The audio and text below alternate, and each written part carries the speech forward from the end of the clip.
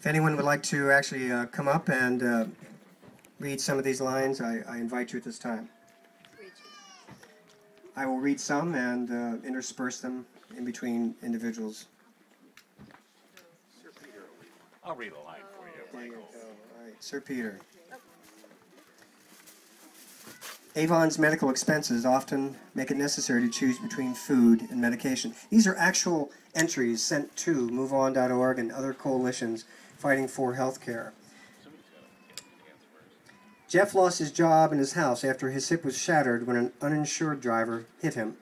Now no one can insure him because of his pre-existing condition.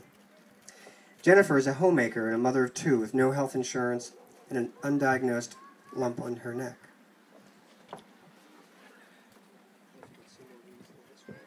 I think just without, where are we going? Samantha? Samantha has been denied coverage since being diagnosed with cancer at the age of 3. And we're talking about government desk squads? Jackie has MS and no health insurance. Jerry is losing her job on September 30th and will no longer have health insurance coverage for her unemployed husband and her son in college. What do you want me to stop? Rod pays his employees more than he pays himself so that he can provide health coverage for the company. Thanks, Rod.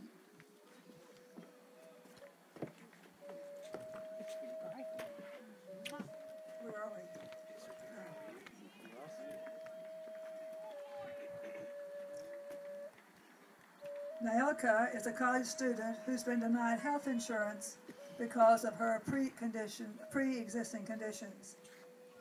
David and Alonda both have medical problems and cannot afford health insurance.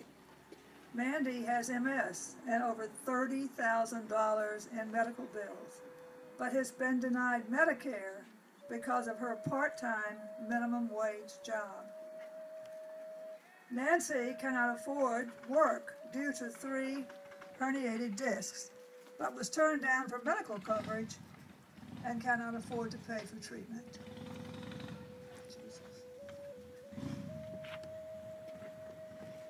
Tracy lost her leg to cancer and now is getting dropped from Medicaid. Laura and Derek have been unable to see a doctor for about 10 years because they cannot afford coverage, and Derek just lost his job. Rachel works more than 50 hours per week in the restaurant industry, does not have health insurance through her employer, and cannot afford it on her own. Leah's health insurance did not cover the treatment for a serious abdominal infection. Tiffany had gastroenteritis and mold in her lungs and is now stuck with $18,000 in medical bills. Carol has health issues she can't afford to address on her own, but is not health insurance since her COBRA insurance ran out years ago.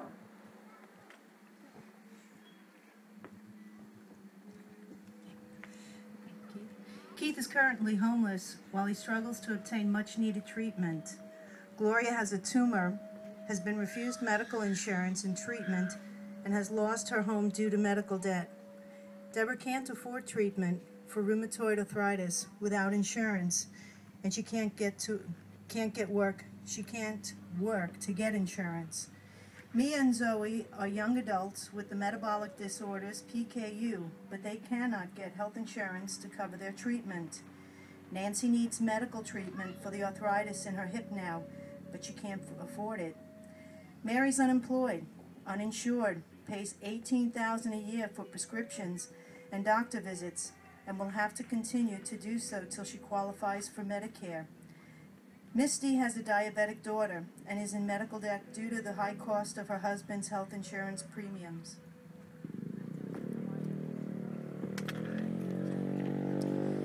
Connie has a fatal disease and is at risk of losing her health care benefits, without which she will have to pay thousands of dollars a month for the medications that keep her alive.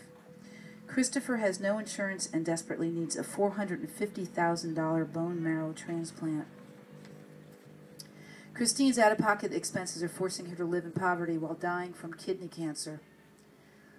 Maylin died of cancer at age 63 because she couldn't afford health care and her employer didn't provide any. Anastasia became too ill to work full-time and went for 4 years without health care until she was finally declared disabled and awarded Medicare. Jessica had no benefits, and her temporary job couldn't afford insurance, broke her arm, lost her job, and is now in medical debt. Bridget suffers from chronic nausea and is unemployed. Melanie is a recent college graduate with multiple sclerosis and no health insurance. Dawn has a heart condition that needs medical attention but has no health insurance and cannot afford to see a doctor.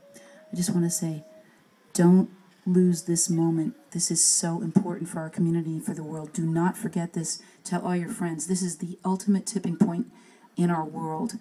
Don't forget this.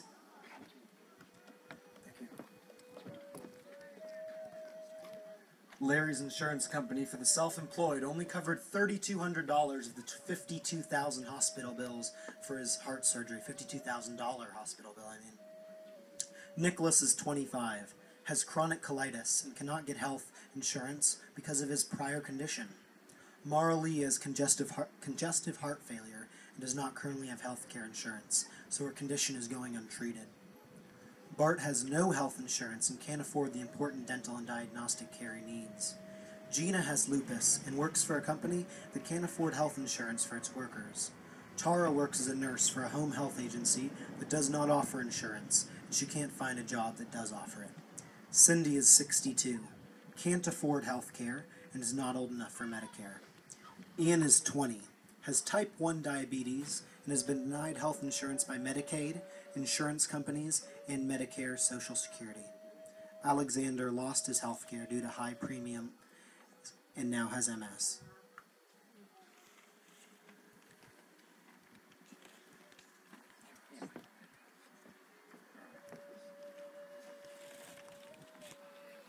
Lois teacher retirement plan changed to worse health coverage without anyone having a choice. Cheryl has spinal cancer and had to take out a second mortgage to pay her medical bills.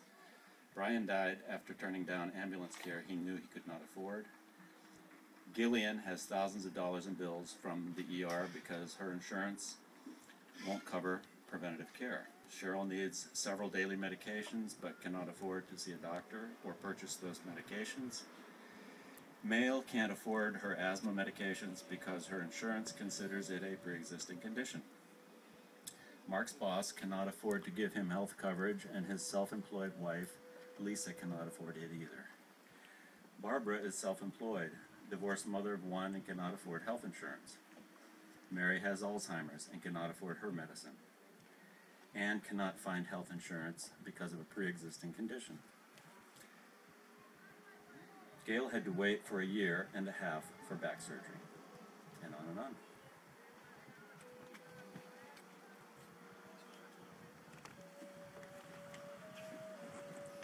Amy was in an auto crash over 20 years ago and still has thousands of dollars not covered by Medicare. Joanna has lupus, high blood pressure, and can't afford to go to the doctors. Stephen lost both arms in a motoring accident and is uninsured. Sasha has fibromyalgia, chronic fatigue, celiac disease, MCS, and she is unable to afford the care and medicine she needs. Francisco injured his back, so after 21 years as a paramedic, his company dismissed him, leaving him and his 11-year-old daughter Elizabeth without insurance. Russell has a muscular degeneration, but cannot afford medical insurance because he is self-employed.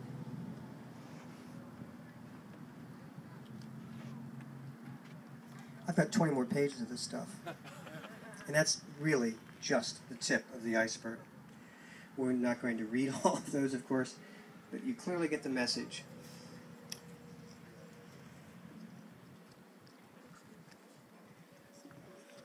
We'd like to make sure that all of you have information about